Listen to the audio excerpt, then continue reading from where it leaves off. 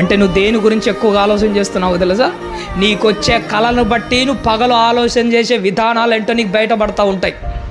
నువ్వు కళ్ళు మూసుకుంటే కళ్ళ ముందర పరలోకం ఉంటుందంటే, కళ్ళు తెరుచుకొని పగలంతా నువ్వు దేని గురించి ఆలోచన చేస్తున్నట్టు? కళ్ళు తెలుసుకొని పగలంతా పరలోకం కోసం ఆలోచన చేసినవాడు కళ్ళు మూసుకోగానే పరలోకం కళలో వస్తుంది. ఎందుకంటే పగలంతా ఆడి చింత దేని మీద ఉంది? పైనున్న వాటినే వెతుకుతున్నాడు. కాబట్టిగానే పరలోకం మీద ఆశ, పరలోకం మీద ధ్యాస, పరలోకం మీద కోరికలు మొదలవుతూ ఉంటాయి. పగలంతా ఆలోచన చేయండి, రాత్రి కలలుగానండి. కలలుగా విడిచిపెట్టకూడదు. కన్న కళలను ఏం చేసుకోవాలి? నెరవేర్చుకోవాలి. పరలోకం కళలో వచ్చినంత మాత్రం గొప్ప కాదు, పరలోకంలో అడుగు పెడితేనే గొప్ప. ఉన్నాడు చూసినాడా, మైకేల్కు కాలు విరిగిపోయిందండి, కుంటుతుంటాడు, చాలా ఇబ్బంది, చిన్నప్పటి నుంచి బాగాలేదు. ఒకరోజు ఇంటింటికి వెళ్ళి అందరినీ పిలుస్తున్నాడు, చర్చికి రండి, చర్చికి రండి, చర్చికి.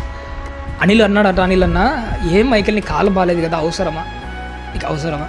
అప్పుడు మైకేల్ అన్నాడట, ఏమన్నాడో తెలుసా? అన్న ఇదేం పెద్ద బాధ అన్న, దేవుని కోసం నేను చావడానికి ఎప్పుడో సిద్ధమయ్యే అడుగు పెట్టానన్న. ఆ మైకేల్ ఆ రోజు అన్న మాట అనిల్ అన్న నాతో చెప్పినప్పుడు ఎట్ట తెగించి బతుకుతున్నారు చూసినారు ఒక్కొక్కరు. ఎవరు ఒకరి మించి ఒకరు. పౌరుషాలు, రోషాలు మనకు దేంట్లో ఉండాలో తెలుసా? బతకడంలో పౌరుషాలు ఉండాలి, రోషాలు ఉండాలి. ఒకరి మించి ఒకరు, ఒకరికి మించి ఒకరు, ఒకరి మించి వీళ్ళు ఇంతే చేశా, ఇంతకంటే నేను ఎక్కువ చేస్తా దేవుల్లో, వాళ్ళు అంతేనా, వాళ్ళకంటే ఎక్కువగా చేస్తానని ఒకరి మించి ఒకరు, ఒకరి మించి ఒకరు, ఒకరి మించి ఒక సోనీ, ఒక మైకేల్ మనకు విసురుతున్న సవాళ్ళు వాళ్ళు నోటి ద్వారా చెప్పాడు, క్రియల ద్వారా చూపిస్తున్నాడు. అదే ప్రశ్న నేను మళ్ళీ మిమ్మల్ని అడుగుతున్న ప్రశ్న ఒకటే, అసలు మీరు కూడా ఏం చేయగలరు దేవుని కోసం? మనం చాలా రహస్యమైన తప్పులు చేస్తుంటామన్నా, రహస్య పాపాలు చేస్తుంటాము. ఆ తప్పులు, ఆ రహస్య పాపాలు నిజంగా మన కన్న తల్లికి తెలిసిందనుకోండి, మనం ప్రేమిస్తుందన్నా అని అడిగాడండి. మనం చేసే తప్పుడు పనులు, మనం చేసే రహస్య పాపాలు, మనకు వచ్చే నీచమైన తలంపులు, దుర్మార్గమైన ఆలోచనలు, ఇంటర్నల్గా మనం చేసే పాపాలన్నిటిని నిజంగా మన అమ్మకు తెలిస్తే నిజంగా ప్రేమిస్తుందన్నా అన్నాడు. నేను ఒక్కసారిగా ఆలోచనలు పడిపోయాను. ఒకవేళ నిజంగానే అవన్నీ బయటపడ్డాయనుకో, మన అమ్మకే తెలిసిందనుకో, మన భార్యకే తెలిసిందనుకోండి, నిజంగా చెప్పమంటారండి, అసహ్యం పుడుతుంది మన మీద, మనల్ని అసహ్యించుకుంటారు. అన్న ఏమన్నాడు తెలుసా? అన్న ఇలాంటి సిచ్యువేషన్ ఉండగా దేవునికి అన్నీ తెలుసు కదన్నా, కానీ దేవుడు మనల్ని ఏం చేస్తున్నాడు, ఇంకా ప్రేమిస్తున్నాడు. నిజంగా ఆ రోజు అన్న మాట్లాడేటప్పుడు నిజంగా నా ఆలోచనలు ఎక్కడికి పోయారంటే అక్కడికి వెళ్ళాయి. నిజమే కదా అనిపించింది. భారతదేశంలో ఉన్న వాళ్ళందరూ చంద్రుడు గొప్పోడు, చంద్రుడు అందమైన వాడని ఈ కళలు కంటుంటే, ఎక్కడో ఆ దేశంలో ఉంటున్న నీల్ ఆర్మ్స్ట్రాంగ్ ఏ కలగనేవాడంటే చంద్రుడు నా కాళ్ళ కింద ఉన్నట్టు కలగనేవాడట. నీల్ ఆర్మ్స్ట్రాంగ్ ఏ కలగంటే పేతురు గారు జీవ శవం లెక్క మంచాన పడి ఉన్నప్పుడు పేతురు గారికి ఏం కళలు వచ్చేవో తెలుసా? చంద్రుడు కాళ్ళ కింద ఉన్నట్టు కాదట కళ వచ్చేదేటో తెలుసా? పరలోకమే ఆయన కాళ్ళ కింద ఉన్నట్టు కలగన్నాడట. చంద్రుని మీద అడుగు పెట్టినోడు కాదు గొప్పవాడు, పరలోకంలో అడుగు పెట్టిన వాడే గొప్పోడు, గుర్తుపెట్టుకో. ఈడు మహా అంటే చంద్రుని మీద అడుగు పెట్టాడు, అడుగు పెట్టి వాడు సాధించింది ఏంటి, వాడు బ్రతికిన బతుకేంటి? చంద్రుని మీద అడుగు పెట్టిన వాడి కంటే పరలోకంలో అడుగు పెట్టిన పేతురు గారే భవిష్యత్తులో గొప్పవాడవుతాడు, ఎప్పటికైనా గుర్తుపెట్టుకోండి. కానీ యెఫ్తా కుమార్తెట ఏం చేసిందో తెలుసా? సర్వేంద్రియాల మీద పట్టు సంపాదించింది. ఎన్ని నెలల్లోపు సంపాదించింది? ఎన్ని నెలల్లోపు? 2 నెలల్లోపు సర్వేంద్రియాల మీద, అరికాలు మొదలుకొని నడినెత్తి వరకు ఏ ఆశ ఎప్పుడు పుడుతుందో అమ్మాయి పసిగట్టింది. ప్రతి కోరికను కంట్రోల్ చేసింది, ప్రతి దాని మీద పట్టు సంపాదించింది. అనగొట్టి తండ్రి దగ్గర ఒకటి వచ్చి ఒక మాట ఉన్నది, నేనిక రెడీ. దేని మీద పట్టు సంపాదించినాకంటుంది?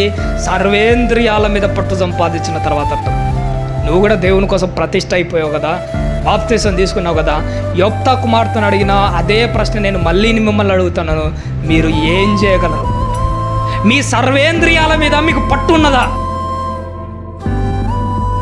జీవ శవం లెక్క మంచాన పడిన పేతురు గారు గొంతు జించుకొని ప్రభువే గొప్పవాడని చెప్తుంటే, అసూయతో పగతో రగిలిపిన యూదులు తలకిందులుగా శిలవేసి చంపేంతగా అసూయ పెంచుకున్నాడంటే ఎలా చేశాడో? జీవ శవంగా ఉన్నా కానీ, జీవ శవంగా ఉన్న పడి ఉన్న పేతురు ఎంత చేసింటే మనం ఎంత చేయాలి చెప్పండి? ఎంత చేయాలి?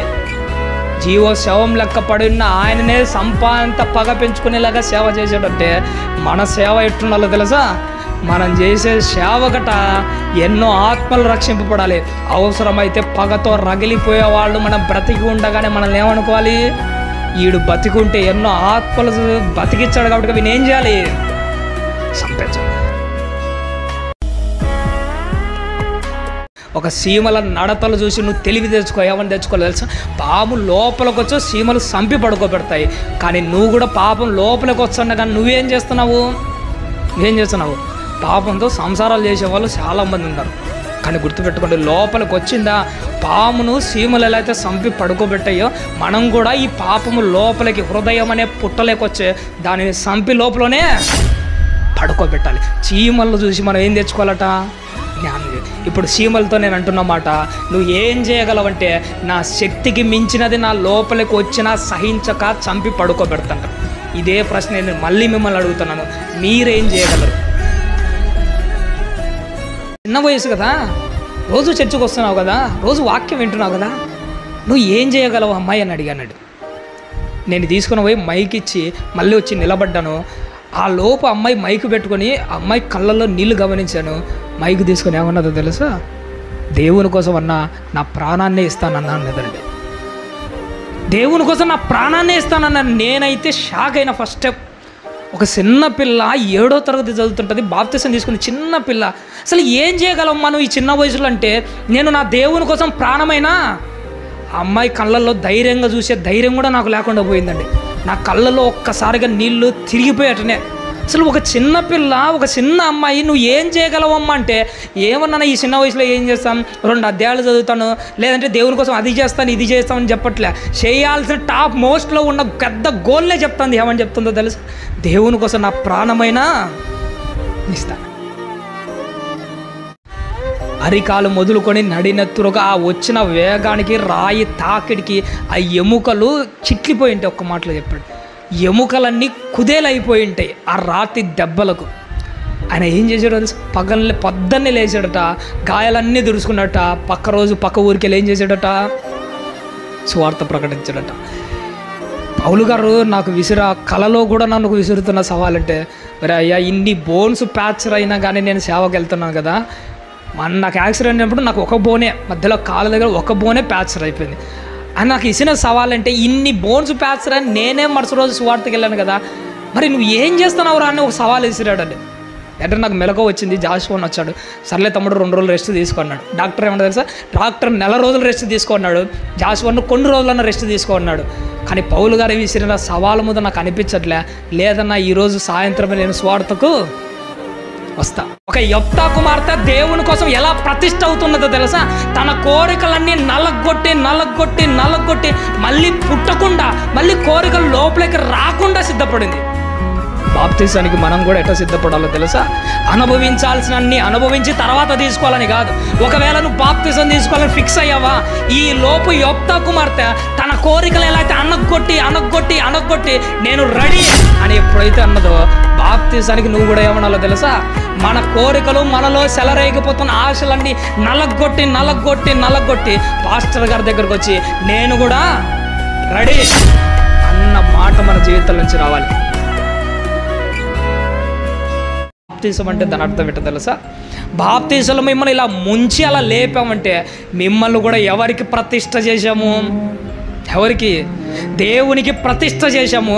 ఇప్పుడు మీ జీవితం మీద, మీ తల్లిదండ్రులకు కానీ, మీ జీవితం మీద బాప్తిసం ఇచ్చిన నాకు కానీ, అనిల్ అన్నకు కానీ, చివరకు మీ జీవితం మీద మీకు కూడా ఏమి లేదు, అధికారము లేదు. ఎందుకంటే మీరు కూడా ఏం చేయబడిన వాళ్ళు?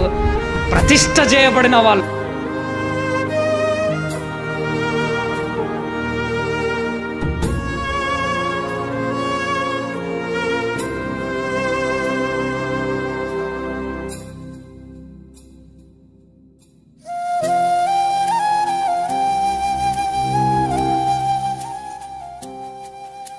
ఒక పెళ్లి కాని అమ్మాయిగా నువ్వు దేవుని కోసం ఏం చేయగలవు? ఇప్పుడు యెఫ్తా కుమార్తె మన అందరితో ఒక మాట ఉంటుంది, పెళ్లి కాని అమ్మాయినైనా నేను ఏం చేయగల తెలుసా? నా ప్రాణము కంటే విలువైన మానాన్ని కూడా ఎవరికి సమర్పించకుండా చివరికి నా దేవుని జీవితంలోనే నా తనువును చాలిస్తాను. ఒకప్పుడు రాజభోగాలు అనుభవించాను, ఇప్పుడు నేను ఓపెన్గా చెప్తున్నాను, నా దేవుని కోసం నా రాజభోగాలను, నా ధనరాశులను, చివరకు నా కోరికలను, నా ధన మాన ప్రాణ ఇచ్చేల అన్నిటినీ దేవుని కోసం ఈరోజు నేను త్యాగం చేసి సంపూర్ణంగా దేవునికో సాగిపోతాను. ఒక యొప్తా కుమార్తెను అడిగినట్టే నేను మిమ్మల్ని కూడా అడుగుతున్నాను. ఒక పెళ్లి కాని అబ్బాయిగా, పెళ్లి కాని అమ్మాయిగా నువ్వు ఏం చేయగలవు దేవుని కోసం? నువ్వు కూడా దేవుని కోసం ఏం చేయగలవు? ఒక యొప్తా కుమార్తె తన మానాన్ని, తన ప్రాణాన్ని, తన ధనాన్ని, తన కోరికలను, తన ఇచ్చలను అన్నిటినీ త్యాగం చేసింది కదా. ఒక పెళ్లి కాని అబ్బాయిగా, ఒక పెళ్లి కాని అమ్మాయిగా దేవుని కోసం మనం ఏం త్యాగం చేయగలం? పేతురు గారితో అంటున్న మాట, పేతురు, చెరసాలలో నీ చావు బతుకులో ఈ ఒక్క క్షణంలో నీ ప్రాణం ఎందుకు నిలబెట్టానంటే నీకు మళ్ళీ ఒక క్షణం వస్తుంది, ఆ క్షణంలో నీ ప్రాణం పోతుంది. ఈ క్షణము ఆ క్షణం మధ్య నీకు కొంత ఆయుష్ ఇచ్చాను, ఆ క్షణము ఈ క్షణం మధ్య కొంత ఆయుష్ ఇచ్చాను. ఈ మధ్య కాలంలో నువ్వేం చేటలు పడుతున్నాడట. అప్పుడు అనిపించింటుంది, అరే మీకు కుయ్యోమరన సౌండ్ రావాలి, నొప్పులు రావాలి, బాధతో సౌండ్ రావాల్సింది, కానీ పాటలు ఎట్టొచ్చున్నాయిరా అని అనుకుంటే పౌలు గారు తన మనసులో నుంచి ఒక మాట అనుకునేటాడు. నేను ఎలా సేవకునయ్యానో తెలుసా?